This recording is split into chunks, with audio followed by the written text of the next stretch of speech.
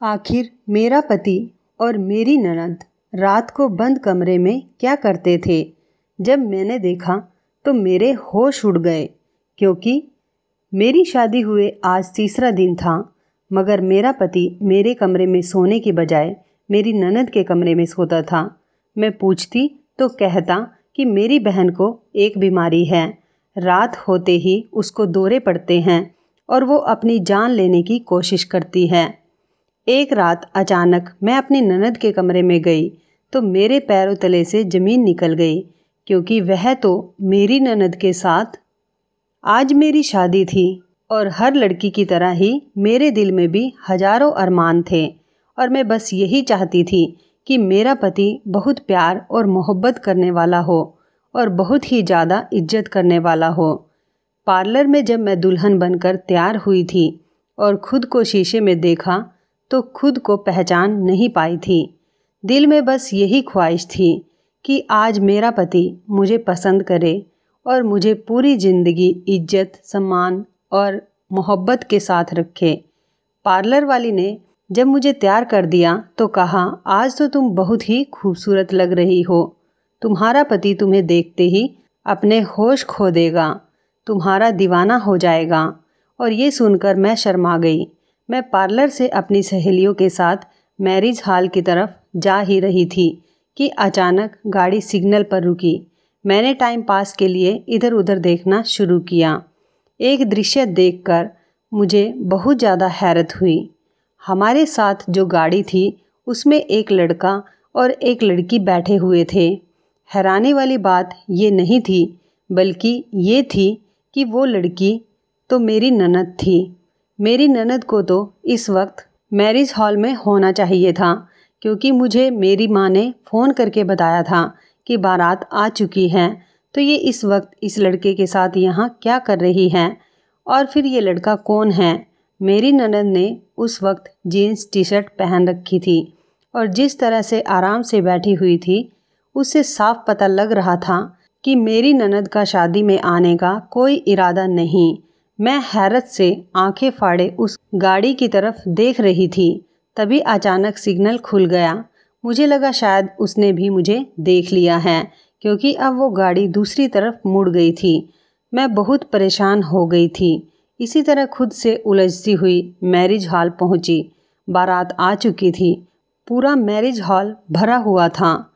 शादी की रस्में भी शुरू हो चुकी थी। सारा वक्त मैं अपनी ननद को तलाश करती रही थी, मगर वो मुझे कहीं नज़र नहीं आई। इसका मतलब तो यही था कि मेरी नज़रों का वो धोखा नहीं था। मैंने सच में ही उसे देखा था।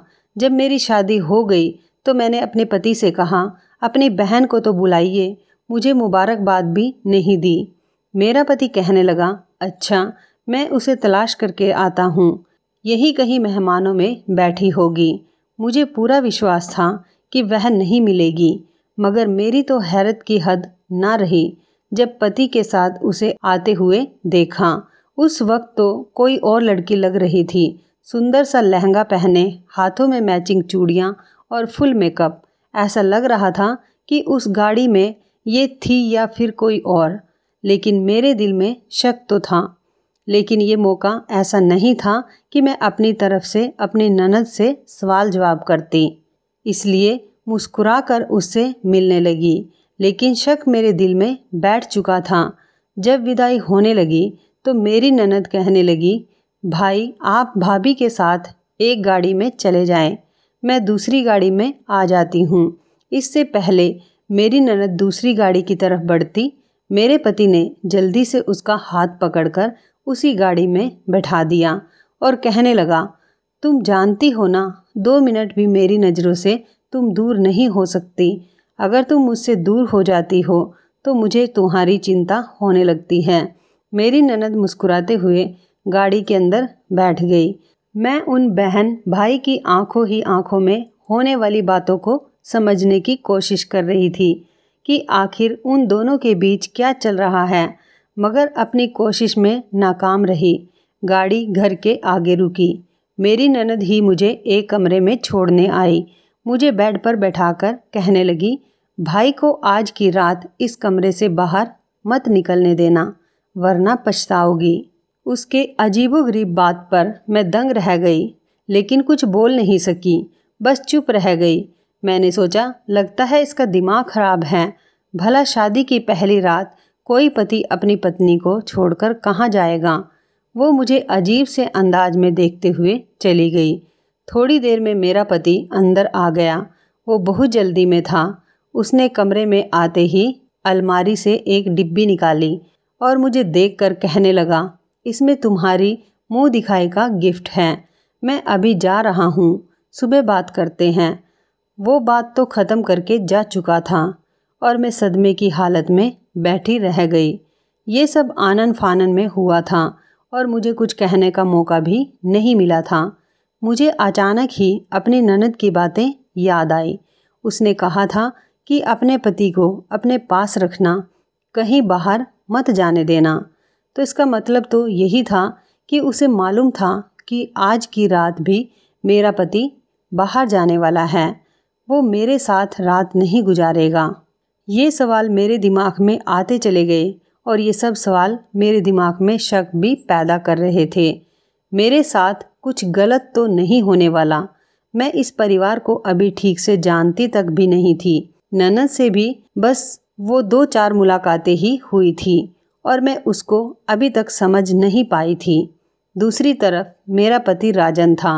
उसे तो मेरे पास बैठना चाहिए था। आज तो हमारी सुहाग रात थी। मुझसे प्यार मोहब्बत की बातें करता, जबकि वो तो मुझे छोड़कर ना जाने कहाँ जा चुका था।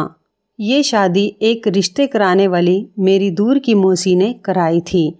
मेरी माँ चाहती थी कि मेरी शादी किसी ऐसी जगह पर हो जहाँ ससुराल वालों का झंझट ना हो।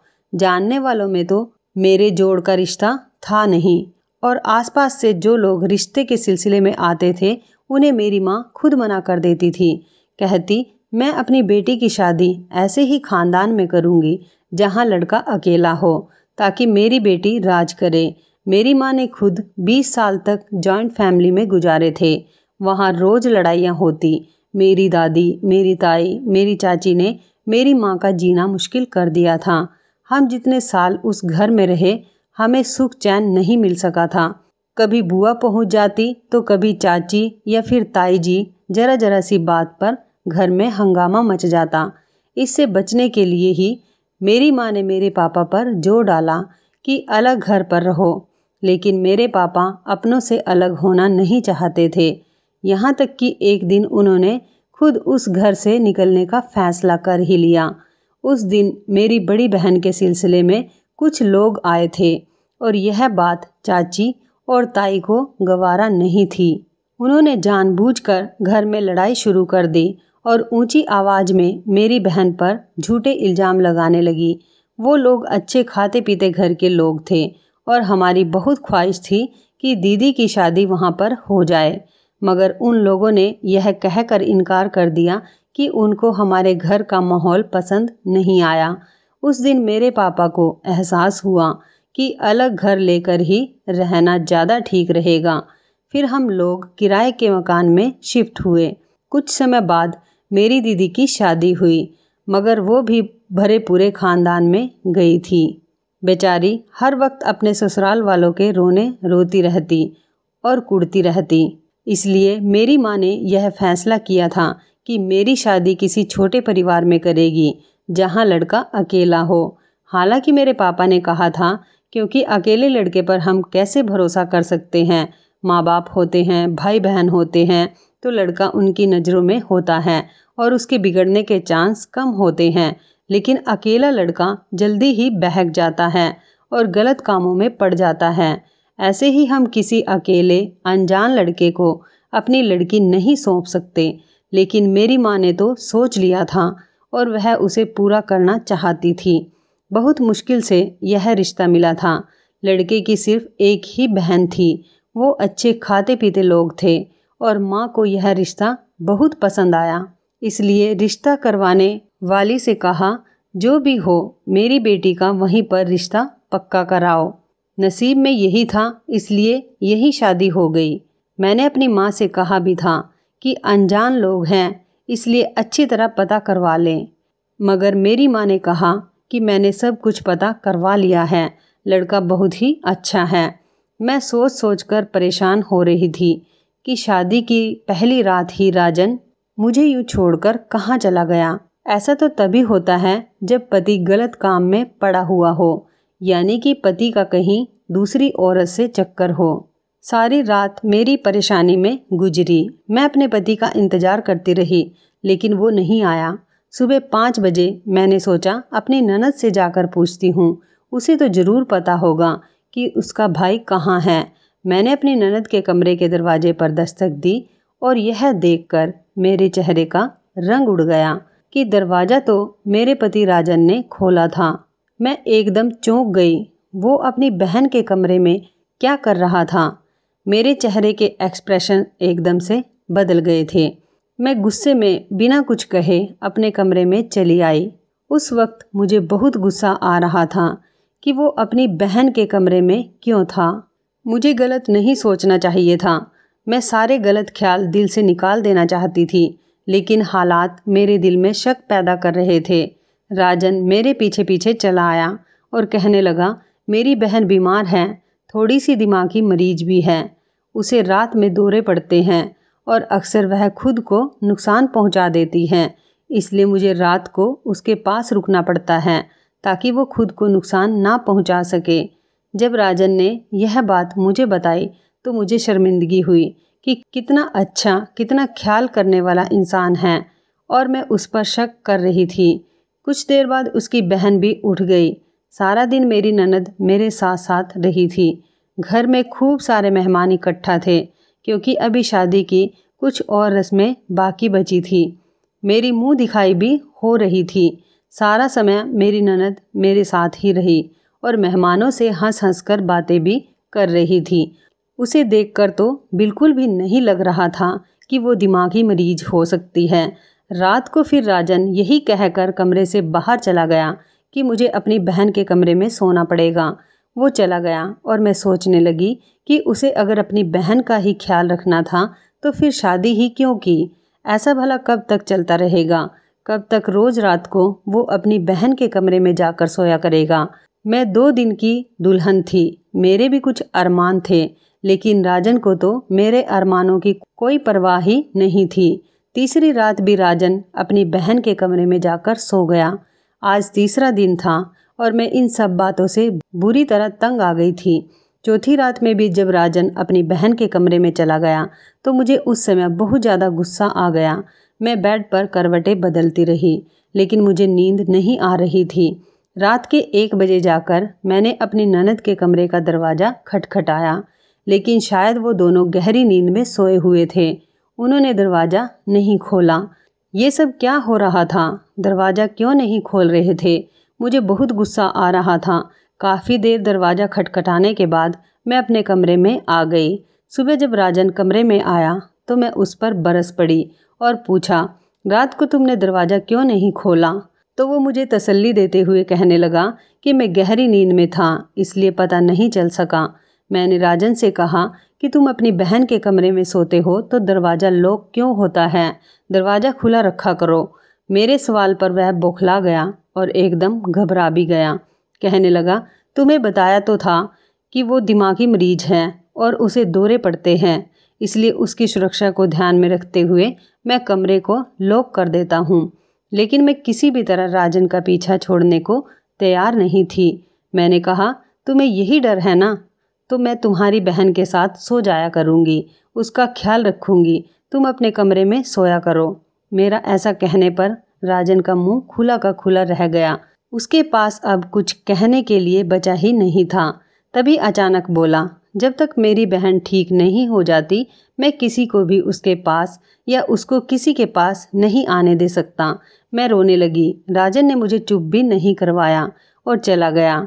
थोड़ी देर बाद मेरी ननद मेरे कमरे में आई और मुझे चुप करवाने लगी। कहने लगी, मैंने तो रात भाई को बोला था कि भाभी दरवाजे पर दस्तक दे रही हैं, दरवाज़ा खोल दें, मगर भाई ने मना कर दिया। मेरी ननद बहुत डरी हुई भी लग रही थी। मैंने पूछा, क्या तुम्हें रात को दौरे पड़ते हैं, इसलिए तुम्हारा भाई तुम्हारे कमरे में सोता है? मेरी बात सुनकर उसके चेहरे पर हैरानी के रंग दिखने लगे थे। मुझसे कुछ कहना चाहती थी, लेकिन उसने कुछ कहा नहीं और बस रोती हुई अपने कमरे में चली गई। उसका यह रवैया मुझे बिल्कुल भी समझ में नहीं आया था। ऐसा क्या राज था? मेरा पति घर पर ही था, मेरे साथ रहने की बजाय हर समय साये की तरह अपनी बहन के पीछे पीछे ही था। यहाँ तक कि मेरी एक दोस्त ने मुझे और राजन को एक पार्टी में बुलाया तो राजन कहने लगा, तुम अकेली चली जाओ, और अगर मेरा जाना इतना ही ज़रूरी है तो फिर मेरी बहन भी साथ में जाएगी। मुझे बहुत ज़्यादा हैरत हुई, लेकिन मैंने सोचा चलो कोई बात नहीं, इसकी बहन को भी साथ ले जाते हैं। लेकिन मेरी ननद तो जाने के लिए तैयार ही नहीं थी। मेरी ननद ने मुझे इशारा भी किया कि मुझे साथ लेकर ना जाए, भाई के साथ आप अकेली चली जाओ। मैंने राजन को बहुत समझाने की कोशिश की, लेकिन राजन नहीं माना और उसे साथ लेकर ही पार्टी में गया।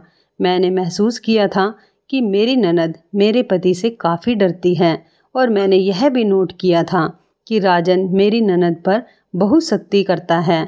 उसके पास उसका अपना मोबाइल तक नहीं था और उसको घर से बाहर जाने की भी इजाज़त नहीं थी। सारा दिन और सारी रात मेरा पति बस उसी के आगे पीछे घूमता रहता। मुझे तो जैसे उस घर में लाकर भूल ही गया था। एक दिन मैंने राजन से कहा कि तुम्हारी बहन को दौरे पड़ते हैं तो चलो उसे किसी डॉक्टर के पास लेकर चलते हैं। राजन कहने लगा, तुम्हें चिंता करने की कोई ज़रूरत नहीं, मैं उसको दवा खिला रहा हूँ, उसका इलाज चल रहा है, वो जल्दी ही ठीक हो जाएगी। उस दिन दोनों बहन भाई कहीं गए हुए थे। मुझे एकदम अपनी ननद के कमरे की तलाशी लेने का ख्याल आया और मैं अपने ननद के कमरे में चली गई। ना तो वहाँ कोई गोली मिली और ना ही कोई रिपोर्ट मिली। तो मेरा पति मुझसे झूठ क्यों बोल रहा था कि उसका इलाज करवा रहा है? अगर ऐसा होता तो दवा के कुछ पत्ते जरूर मिलते जिससे ये बात साबित होती। अब मुझे राजन पर शक होने लगा था। डॉक्टर के पास ले जाने वाली बात भी राजन ने नहीं मानी थी। मैं सोचने लगी मुझे क्या करना चाहिए। मैंने उसके कमरे की चाबी छुपा ली और कमरे में आ गई। वो दोनों शाम को वापस आए। मेरे पति ने आते ही मुझसे कहा, अब तुम्हारी परेशानी जल्दी ही ख़त्म होने वाली है, बस कुछ ही दिनों की बात है। मेरी ननद के चेहरे को देखकर ऐसा लग रहा था जैसे वह रोती रही है। रात को फिर राजन अपनी बहन के कमरे में चला गया, लेकिन मैंने सोच लिया था कि मैं सारी सच्चाई जानकर रहूंगी। आखिर मेरे पति और मेरी ननद बंद कमरे में क्या करते हैं? चाबी तो मैंने छुपा ही ली थी। मैंने जल्दी से चाबी निकाली। रात का 1:30 बज रहा था। मैं जल्दी से कमरे का लॉक खोलकर अंदर चली आई। सामने का दृश्य देखकर मेरी ऊपर की सांस ऊपर और नीचे की सांस नीचे रह गई। मैंने देखा कि मेरे पति ने मेरी ननद को रस्सियों से बांध रखा है और उसका सर अपने कंधे पर लेकर सो रहा है। मेरी ननद शायद जाग रही थी। मुझे देखकर इशारा करके बाहर जाने को कहा। मैं उसे देखकर दंग रह गई थी।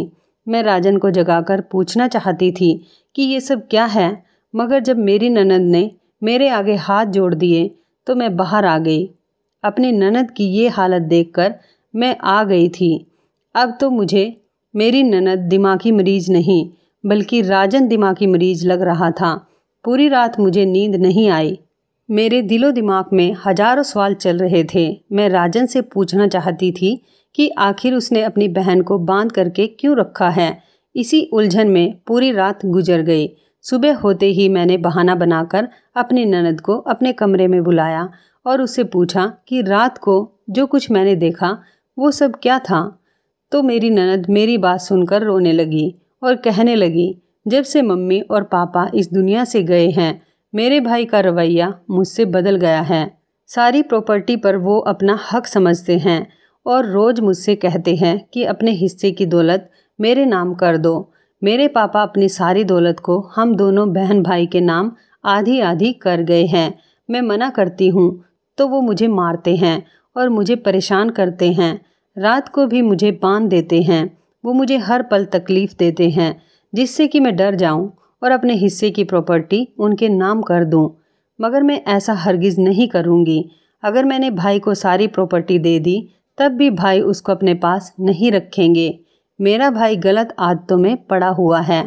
सारी दौलत उड़ा देगा। अपनी ननद के मुंह से ये सब बातें सुनकर मेरा सर चकरा गया और मेरा शरीर तो एकदम सुन पड़ गया था। मेरा पति राजन इतना गंदा आदमी हो सकता है, मैंने सपने में भी नहीं सोचा था। अगर रात को मैं अपनी आंखों से ये सब कुछ देख ना लेती तो शायद मैं उसकी बातों पर विश्वास ना करती, लेकिन हकीकत तो मैंने खुद अपनी आंखों से देख ली थी। मेरी ननद मुझसे लिपट लिपट कर रोने लगी, कहने लगी, भाभी मुझे यहाँ से कहीं भेज दो, मेरी जान बचा लो, नहीं तो मेरा भाई मुझे मार देगा। मैं आपके आगे हाथ जोड़ती हूँ, मुझे इस घर से कहीं दूर भेज दो। अब मैं उसको क्या कहती, उसे चुप करवाया और मैं सोच में पड़ गई कि अब मैं क्या करूँ। थोड़ी देर बाद राजन मेरे पास आए और कहने लगा, मैंने अपनी बहन का रिश्ता तय कर दिया है, कल उसको लड़का दिखाने लेकर गया था, अगले मंडे को मैं अपनी बहन को विदा कर दूंगा। मैं यह सुनकर हक्का बक्का रह गई। मेरी ननद तो कुछ और ही कह रही थी कि उसका भाई उसकी शादी किसी बूढ़े से करवा रहा था और बदले में उससे पैसे मांगे थे, और ये तो कह रहा है कि किसी लड़के से रिश्ता किया है। यह सब क्या था? मैं बस यही चाहता हूँ कि अपनी बहन की जिम्मेदारियों से फ्री हो जाऊँ। मैं अपनी बहन से बहुत प्यार करता हूँ। मम्मी पापा के बाद हम दोनों बहन भाई एक दूसरे का सहारा हैं। अपनी बहन की जिम्मेदारियों से फ्री होकर अपने माँ बाप को दिए हुए वादे से फ्री हो जाऊँगा। राजन के मुँह से ये बातें सुनकर मुझे हैरत के झटके लग रहे थे। क्या मेरा पति राजन झूठ बोल रहा था? वो इतनी सफाई से झूठ बोल रहा था कि वो अपनी बहन को बहुत प्यार करता है। मुझे कुछ भी समझ नहीं आ रहा था, कौन झूठा है कौन सच्चा। ये दोनों ही बहन भाई बहुत अजीब हैं। मेरे लिए ये फैसला करना मुश्किल था कि कौन सच्चा है और कौन झूठा। राजन ने मुझे उस लड़के की फ़ोटो भी दिखाई थी। लड़का तो देखने में बहुत ही हैंडसम था और उम्र भी ज़्यादा नहीं, 27-28 साल की उम्र थी। जब मैंने यही बात अपनी ननद को बताई तो वो रोते हुए कहने लगी कि भाई झूठ बोल रहा है। भाई ने 50 साल के बूढ़े से मेरी शादी तय की है। बदले में वो बूढ़ा भाई को ढेर सारे पैसे देगा, जिससे भाई अपने बिजनेस को बढ़ाना चाहते हैं। शादी के नाम पर मेरा भाई मुझे बेच रहा है, मैं क्या करूं? ये कहकर मेरी ननद सिसक सिसक कर रोने लगी और मुझसे मदद मांगने लगी। मैं अपनी ननद की मदद कैसे करती? मुझे कुछ भी समझ में नहीं आ रहा था और अभी मेरी शादी को टाइम ही कितना हुआ था। मेरी ननद बार बार कह रही थी कि भाभी मुझे इस घर से कहीं भगा दो। मैंने अपनी ननद से कहा, अगर मैं तुम्हें यहाँ से भगा दूँ तो तुम कहाँ जाओगी? वो बोली, अपनी एक दोस्त के घर चली जाऊँगी, वो एक वकील है, मुझे बचा लेगी। मेरे पास तो फ़ोन भी नहीं, वरना उसको अब तक अपनी मदद के लिए बुला चुकी होती। मैंने उसे अपना फ़ोन दिया कि वो अपने दोस्त से बात कर ले। उसने मेरे सामने ही अपनी दोस्त से बात की, लेकिन उससे ज़्यादा बात नहीं की। बस 2-3 बातें ही की कि मेरी भाभी मुझे घर से किसी न किसी तरह निकाल देगी और फिर मैं तुम्हारे घर आ जाऊंगी। उसने अपनी सहेली से यह भी कहा कि तुम मेरी मदद ज़रूर करना, मुझे विश्वास है कि तुम मेरा साथ ज़रूर दोगी। अपनी ननद के बहुत ज़्यादा गिड़गिड़ाने पर मैं अपनी ननद की मदद करने के लिए तैयार हो गई थी, लेकिन अंदर ही अंदर मेरा दिल घबरा रहा था। फिर तय ये हुआ कि मैं राजन को नींद की गोलियां दूध में मिलाकर पिला दूंगी।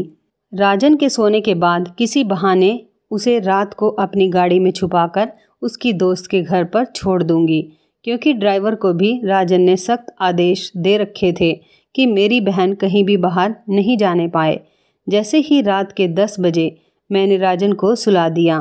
दूध पीते ही आधे घंटे के अंदर ही अंदर राजन सो चुका था। हमारे पास यही एक मौका था। मैंने अपनी ननद से कहा कि तुम जाकर कार की पिछली सीट पर छुप जाओ। मैंने चौकीदार से कहा कि गेट खोल दो, मेरी माँ की तबीयत ठीक नहीं है, मुझे अपनी माँ के घर जाना है।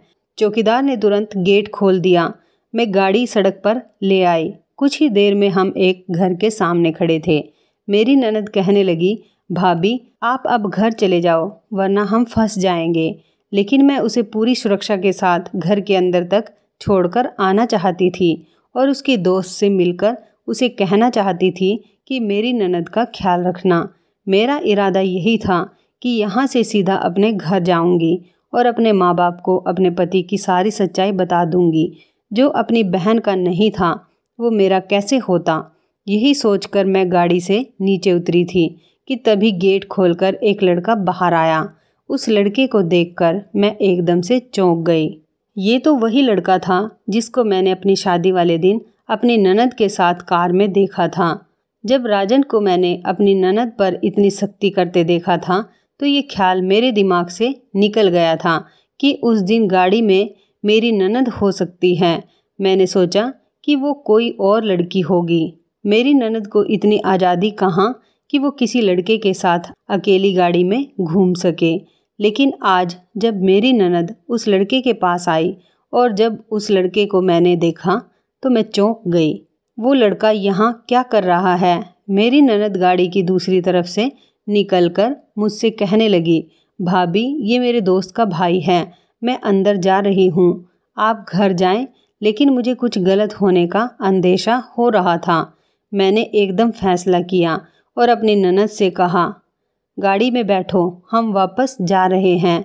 लेकिन मेरे सिर पर आसमान गिर पड़ा जब मेरी ननद ने मेरा हाथ जोर से झटका और भागकर उस लड़के के पास जाकर खड़ी हो गई और कहने लगी, सॉरी भाभी, मगर अब मैं वापस नहीं जा सकती। मैं जिस लड़के को पसंद करती हूँ उसी की खातिर झूठ बोलकर आपको यहाँ लेकर आई हूँ। अभी शायद मेरी ननद कुछ और भी कहती, लेकिन उस लड़के ने मेरी ननद को अपने पीछे किया और मेरी तरफ आते हुए शैतानी हंसी हंसकर बोला, मगर मुझे तो तुम्हारी भाभी पसंद आ गई है, एक के साथ एक फ्री। उस लड़के की बातें सुनकर मैं घबरा गई। मेरी ननद भी एकदम चौंकी थी। वो लड़का उसी शैतानी हंसी के साथ बोला, मैं तो तुम्हारे लिए तड़प रहा था कि कब तुम आओ और कब मेरी प्यास बुझाओ, मगर अब देखो, अब तो तुम्हारे साथ साथ तुम्हारी भाभी भी फंस गई है। इतनी देर में मैं गाड़ी से नीचे उतर आई थी और अपनी ननद का हाथ पकड़कर उसे गाड़ी में बिठाने लगी थी। तभी उस लड़के ने मेरा हाथ पकड़ लिया और मुझे घर के अंदर खींचने लगा। मेरी ननद ने गुस्से में आकर उसके मुंह पर एक थप्पड़ मार दिया और कहा, धोखेबाज, तुमने मुझे धोखा दिया। तुम्हारी खातिर मैंने अपने इतना प्यार करने वाले भाई को धोखा दिया। जैसे ही मेरी ननद ने उस लड़के के मुंह पर थप्पड़ मारा तो उस लड़के ने फ़ोन करके 2 और लड़कों को बुला लिया। मुझे उन लोगों के इरादे खतरनाक लग रहे थे। मैंने यहाँ आकर बहुत बड़ी गलती कर दी थी। वो मुझे और मेरी ननद को खींचकर अंदर ले जा ही रहे थे कि उसी वक्त पुलिस की गाड़ी के सायरन बजने लगे। पुलिस के साथ साथ अपने पति को आते देखकर मैंने भगवान का धन्यवाद किया और मेरी जान में जान आ गई थी। पुलिस तुरंत उन लड़कों को पकड़कर ले गई। मैं हैरान थी कि मेरे पति राजन को तो मैंने नींद की गोलियां दे दी थी, फिर वो यहाँ कैसे आए? राजन कहने लगा, मेरी बहन के महीनों पहले इस लड़के से मुलाकात हुई थी और वो इसके प्यार के जाल में फंस गई। जब मुझे पता चला तो मैंने इस लड़के के बारे में सारी जानकारी लेनी शुरू कर दी। अगर ये लड़का ठीक होता तो मैं अपनी बहन की शादी खुशी खुशी इस लड़के के साथ कर देता। लेकिन मुझे पता चला कि ये लड़का धोखेबाज है और करैक्टर का गिरा हुआ आदमी है। मैंने अपनी बहन को उस लड़के के बारे में सारी सच्चाई बताई, लेकिन मेरी बहन ने मेरा विश्वास नहीं किया। उल्टा उसकी बातों में आकर मुझ पर ही शक किया और घर से भागने की प्लानिंग करने लगी।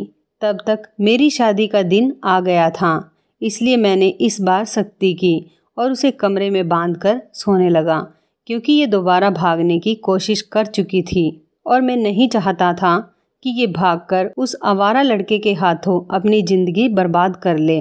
मैं अपनी बहन से बहुत प्यार करता हूँ और उसे बर्बाद होते नहीं देख सकता था। उसने तुम्हें जो कुछ भी बताया वो सब कुछ झूठ था। कल जब तुम दोनों प्लान कर रहे थे तो मैंने सब सुन लिया था और फैसला किया कि तुम लोगों को जो करना है तुम कर लो, ताकि तुम लोगों को सब कुछ समझ आ जाए। तुम सब कुछ अपनी आँखों से देख लो। हो सकता है ऐसा करने से ही मेरी बहन को अकल आ जाए, क्योंकि इंसान को जब तक ठोकर ना लगे वो बाज नहीं आता। इसलिए मैंने तुम लोगों को जाने दिया और वो गोलियों वाला दूध फेंक दिया था। मुझे यकीन था यहाँ कुछ ऐसा ज़रूर होगा, इसलिए पुलिस को लेकर तुम्हारे पीछे पीछे आ गया। सब कुछ सुनकर मैं शर्मिंदा हो गई थी। मेरी ननद भी सर झुकाए हुए आंसू बहा रही थी। वो हाथ जोड़कर कहने लगी, मुझे माफ़ कर दो भाई। उस लड़की की बातों में आकर मैं अपना नुकसान करने चली थी।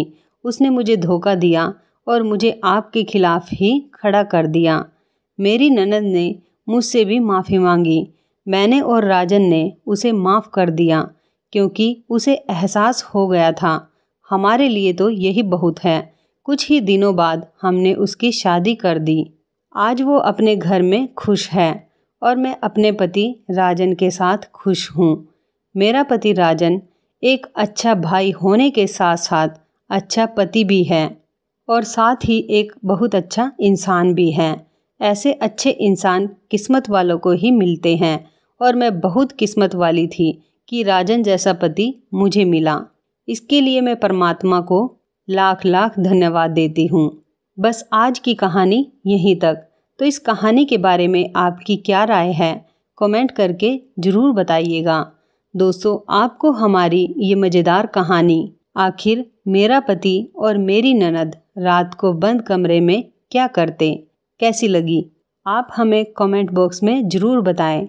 यदि आपके पास भी ऐसी कोई प्यारी सी कहानी है या फिर ऐसी कोई और कहानी जिससे कुछ शिक्षा मिले तो आप हमारे साथ उसको ज़रूर शेयर करें।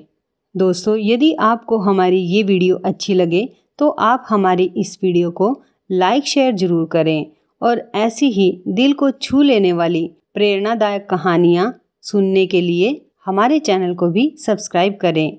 और यदि आप हमें फेसबुक पर देख रहे हैं तो आप हमारे फेसबुक पेज को लाइक और फॉलो ज़रूर करें। तो दोस्तों, फिर मिलते हैं ऐसी ही ज़बरदस्त कहानी या टिप्स के साथ नई वीडियो में। तब तक के लिए आप सभी का धन्यवाद। आप सभी अपना ख्याल रखना। आपका दिन शुभ व मंगलमय हो।